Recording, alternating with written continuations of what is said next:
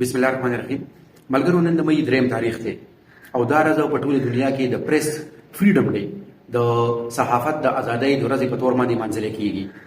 نو د نن ویډیو کې به د صحافت لنډ تاریخ چې د کله نه اخبار شروع شو، د کم ځای نه شروع شو، او بیا د ریډیو، د ټي وي او اوس د انټرنیټ تر سوشل میډیا پورې دا چې کوم سفر دی د دې ولنډه جایزه اخلو.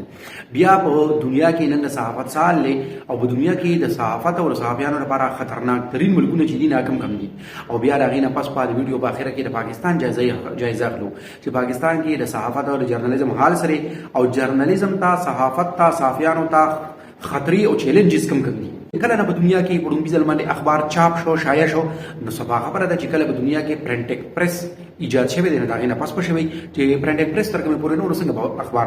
شایع کېدو. نو 14مه صدۍ کې په دنیا کې پرنټ پریس ایجاد شوی دی او بیا د هغې نه پس په 15مه صدۍ کې یعنې په 1605 کې په جرمني کې په لومړي ځل باندې اخبار پبلش شوی او شایع شوی. د دې نه چې کله شروع شو نو دقه 18مه صدۍ چې وه، د دې کې په 1665 کې رومبې د انګلیش اخبار چې آکسفورډ ګزټ نومو دا شایع شوی او د دغې صدۍ تر اخرې پورې په یورپ په اکثرو ملکونو کې بیا اخبارونه پبلش کېدل. او بیا تقریبا صدۍ دوه صدۍ نور واخسته تر 19مې صدۍ پورې د دنیا ټول اهم ملکونه چې کومونه هغې کې به اخبارونه شایع کېدل، لکه هندوستان کې به بیا هم اخبارونه شایع کېدل. په 20مه صدۍ کې صحافت او جرنالیزم هغه ټیم یو لوی ډیولپمنټ پکې راغی او بالکل لکه مطلب دا دی چې بدل شو، ریشیپ شو چې کله ریډیو ایجاد شو او بیا د ریډیو په لاره باندې به خلکو خبرونه اورېدل. او بیا چې کله د ټي وي راغی، د ټي وي شیشه راغله، بیا به مخامخ خلکو هغه نیوز کاسټر چې بیا به خبرونه وینه هغه لیدو. نو دا ریډیو او ټي وي او اخبار یو بل سره سفر کو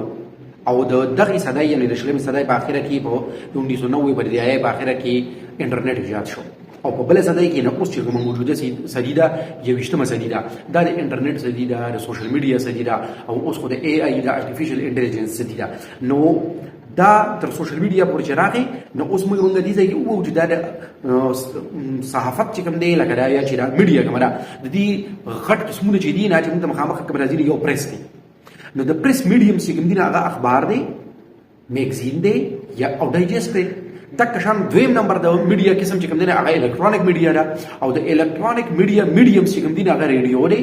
ټي وي دی،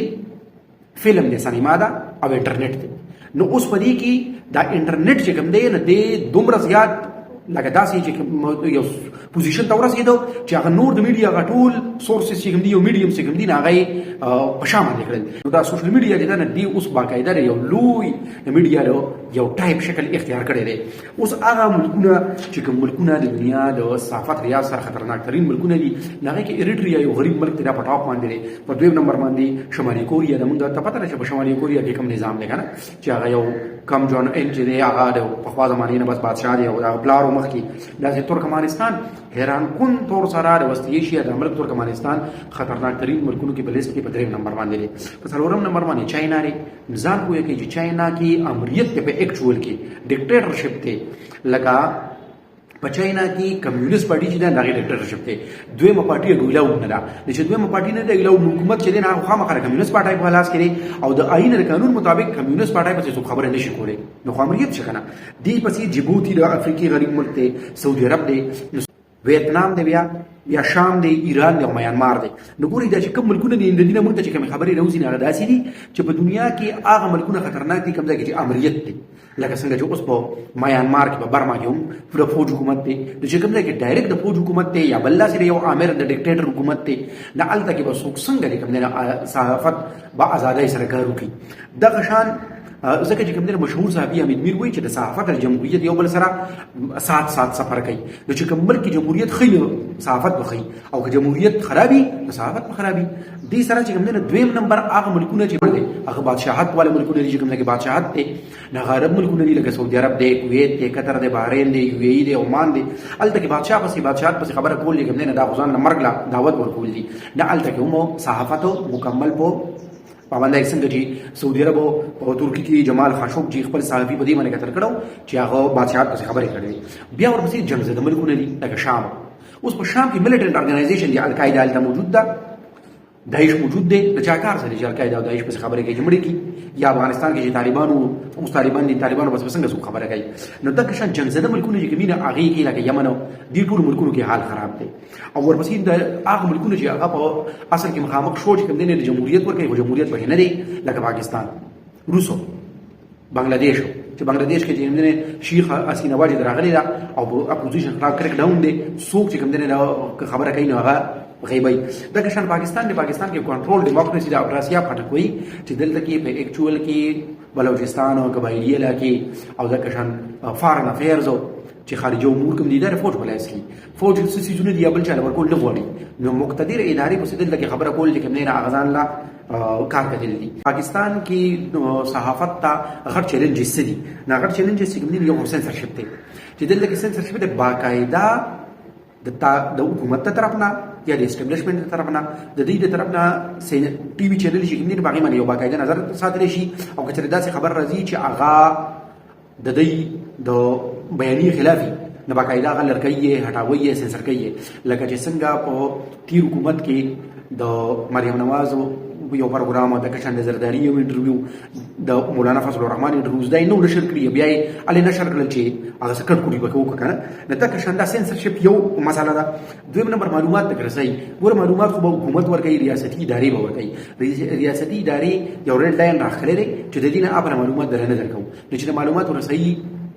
تا پملاره کې یو رکاوټ دی د نمبر چې کوم نه سیاسي مداخلت دی نو کومه دا وو چې لکه صرف اسټابلیشمنت نه دی د غیر طرف نه مداخلت شته او دی خو ورسره د پولیټیکل هم دین غیر طرف نه مداخلت دي او بیا په پاکستان کې خو چینل داسې شوي دي چې دا تقسیم شوي دي باقاعده یو پارټي یو چینل یو پارټي سپورټ کوي بل چینل بل پارټي سپورټ کوي یو انکر یو چار پار اړم دی بل چار پار اړم دی نو سیاسي مداخلت پر انګاران قسمونه باندې دي بل معاشي مسایل دي نو معاشي مسایل د چینل خپل مسلې دي دا غي د خو یو بزنس ته به جوړ کی کنه نو چې دا غي خپل مسلې دي او دا غي د ریونیو غټ سورس چې کوم دینو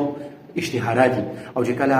هغه طاقتور په خبره کوي نه طاقتور ولا اشتهار بندي او چې کله ولا اشتهار بندي دا غي سره بل لار نه جوړوي بیا دا خبره نه کوي نو دا ورته یو غټ رکاوټ دی کنه او دې سره صحافتي تعلیم او تربیت په پاکستان کې نشته لکه څنګه چې موږ ګورو کنه چې ارچا یوټیوب چینل کولاو کړی او ما یې غستی او بیا اړوي نو هغه خلک چې غي کوي او غم راغلي لکه اوس یو قدرتي افت راغی کسان ورکړم پر شو دی لږ چې دغه نوم انټرویو کوي دا ټول صحافتي تعلیم او تربیت چې نشته نو دا نه غیر تربیت یافته خلکو چې هغه سره جرنالیست لري صحافت نه دی ویلې غیر غری دی غیر کوي نه دام